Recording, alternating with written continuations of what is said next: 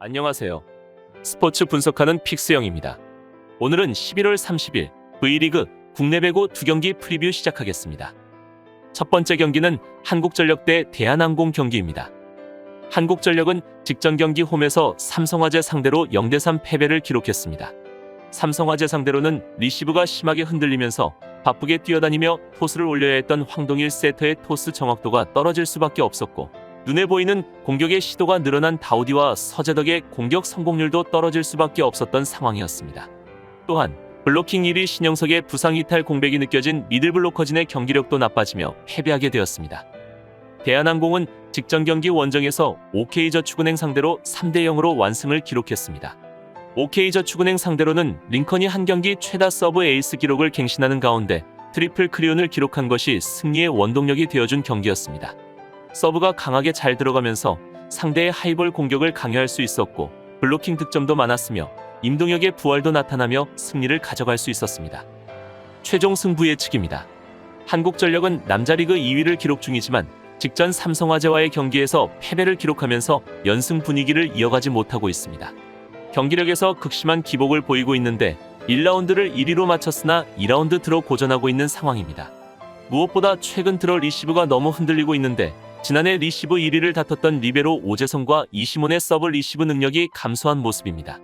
그 결과 지난 삼성화재전에선 리시브 효율이 고작 4.9%였으며 서재덕도 러셀의 강서브를 받다 결국 교체되기도 했습니다. 또한 다우디가 KB전에선 오픈볼도 잘 때렸으나 다음 경기인 삼성화재에선 기세를 이어가지 못해 기복을 보이고 있어 안정감이 다소 떨어지는 상황입니다.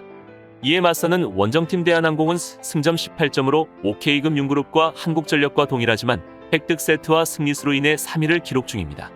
최근 3연승을 기록하는 등 좋은 흐름을 이어갔지만 KB손해보험의 패배를 기록하며 연승을 마감했습니다. 그래도 직전 OK금융그룹과의 맞대결에서 셧아웃 승리를 기록하며 다시 한번 우승 경쟁에 돌입한 상황입니다.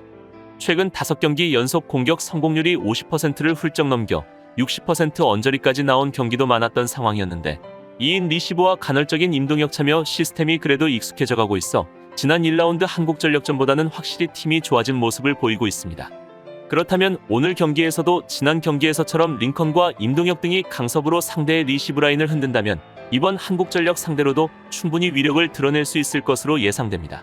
또한 신영석의 공백 속에 잘 되던 중앙 속공의 횟수가 줄어들었고, 사이드 공격에 대한 의존도가 높아진 한국전력 상대로는 대한항공의 블로커진이 충분히 대비할 수 있을 경기라고 보여집니다. 따라서 금일 경기에서는 외국인 선수 다우디의 기복이 문제가 되고 있는 한국전력을 임동혁이 블로킹에서 활약하고 곽승석이 공격에 있어서 좋은 컨디션을 보여준다면 1차전 당시보다 한 선수 세터의 경기력이 많이 올라와 있고, 링컨 역시 좋은 폼을 유지하고 있는 대한항공이 최근 기복을 보이고 있는 한국전력 상대로 우위를 점하며 승리를 가져갈 것으로 예상되기에 이번 경기는 대한항공 승 추천드립니다. 여기서 잠깐 스포츠 분석하는 픽스영입니다. 매일 새로운 리뷰 업데이트 예정이오니 구독과 좋아요, 알람 설정 부탁드려요. 두 번째 경기는 GS칼텍스 대 KGC인304 경기입니다. GS칼텍스는 지난 IBK기업은행전에서 2세트 연속 2점차 접전을 펼쳤지만 3세트 시작과 함께 안혜진의 서브를 앞세워 승기를 확실히 잡았습니다. 도로공사와의 접전에서 아쉽게 패하며 다소 떨어졌던 분위기를 끌어올리기 충분한 승리였습니다. 모마는 특유의 탄력 넘치는 플레이로 상대 코트를 맹폭했고, 김지원에게 1세트 선발 세터를 내줬던 안혜진은 자극을 받은 듯 더 나아진 세트 능력을 보이고 있습니다. KGC인304는 지난 한국도로공사전에서 셧아웃 패배를 당했지만 다음 일정에서 페퍼저축은행을 완파하며 분위기를 끌어올린 모습입니다. 이소영이 중앙 시간차와 퀵오픈을 적극적으로 때려주며 옐레나의 공격 부담을 덜어줬고, 염혜선도 리시브의 안정 속의 선수들을 잘 살려주었습니다. 또한 노라는 이번 시즌 임명옥과 함께 최고의 리베로로 손색이 없는 경기력을 보이고 있는 상황입니다. 최종 승부 예측입니다. GS칼텍스는 현재 3위로 기대에 못 미치는 경기력을 보여주고 있는데, 최근에도 2연승을 기록한 이후 승을 이어가면서 기복 있는 경기력을 보이는 것이 아쉽지만, 그래도 직전 기업은행과의 경기에서 셧아웃 승리를 기록하며 연패를 기록하지 않은 것은 긍정적인 상황입니다. 그러나 직전 경기에선 공격 득점 50득점을 기록하며 앞섰고, 상대보다 범실을 2개 적게 기록했지만 블로킹 싸움에서 5대8로 밀렸고, 서브 역시 2대2로 동률을 기록하며 지난 시즌에서의 강점이 다소 사라진 모습입니다. 특히 최근 강소희가 부진하고 있는데 이날 경기에서도 23.3%의 공격점 유율을 기록했지만 28.5%의 공격 성공률로 8득점에 그쳤습니다. 그래도 외국인 용병 모마가 53.8%의 공격 성공률로 30득점을 기록하며 맹활약하고 있는 중입니다. 이에 맞서는 KGC 인삼공사는 승점 24점을 획득하면서 2위로 좋은 모습을 보여주고 있습니다. 최근 5경기 성적도 4승 1패를 기록하며 좋은 상황이지만 도로공사의 셧아웃 패배를 기록했던 것은 다소 아쉬움이 남는 모습입니다. 그래도 지난 경기에서 페퍼저축은행을 상대로 셧아웃 승리를 기록했는데 이 경기에서 공격 득점, 블로킹 득점, 서브 득점, 범실 등 모든 부문에서 압도적인 경기력을 보였고 공격 성공률 역시 45.7%를 기록했습니다.